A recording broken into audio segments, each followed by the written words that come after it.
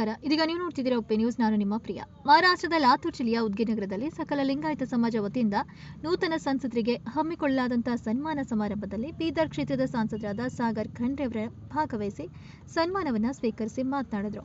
ಇನ್ನು ನನ್ನನ್ನು ಆಹ್ವಾನಿಸಿ ಸತ್ಕರಿಸಿ ಸಮಸ್ತ ಉದ್ಗಿನಗರದ ಲಿಂಗಾಯತ ಸಮುದಾಯಕ್ಕೆ ನಾನು ನನ್ನ ಹೃತ್ಪೂರ್ವಕ ಕೃತಜ್ಞತೆಯನ್ನು ವ್ಯಕ್ತಪಡಿಸುತ್ತೇನೆ. ನಮ್ಮ ಬೀದರ್ ಹಾಗೂ ಲಾತೂರ್ ಜಿಲ್ಲೆಗಳ ಗಡಿ ಹಂಚಿಕೊಂಡಿರುವಂತಹ ಕಾರಣ ಈ ಕ್ಷೇತ್ರಗಳ ಸಮಗ್ರ ಅಭಿವೃದ್ಧಿಗೆ ಮಹಾರಾಷ್ಟ್ರ ಮತ್ತು ಕರ್ನಾಟಕ ರಾಜ್ಯಗಳ ಉತ್ತಮ ಸಹಕಾರ ಮತ್ತು ಸಮನ್ವಯ ಅತ್ಯಂತ ಅಗತ್ಯವಿದೆ. ಈ ನಿಟ್ಟಿನಲ್ಲಿ ನಾನು ಶ್ರಮಿಸುತ್ತೇನೆ ಅಂತ ಹೇಳಿದರು. ಇನ್ನು ಮಹಾರಾಷ್ಟ್ರದ ಕ್ರೀಡೆ ಸಚಿವರಾದ ಸಂಜಯ್ ಬನ್ಸುಡೆ, ಲಾತೂರ್ ಕ್ಷೇತ್ರದ ಸಂಸದರಾದ ಡಾಕ್ಟರ್ ಶಿವಾಜಿರಾವ್ ಕಾಡ್ಗೆ ಹಾಗೂ ಪ್ರಮುಖರಾದ ಗುಣವಂತ ಮಿಠಾರೆ ಮತ್ತು ಇತರ ಗಣ್ಯರು ಈ ಸನ್ಮಾನ ಸಮಾರಂಭದಲ್ಲಿ ಉಪಸ್ಥಿತರಿದ್ದರು. ಇದಾಗಿತ್ತು ಇವತ್ತಿನ ವಿಶೇಷ. ನಿರಂತರ ಸುದ್ದಿಗಳಿಗಾಗಿ ನೋಡ್ತಾ ಇರಿ ಉಪ್ಪೆ ನ್ಯೂಸ್.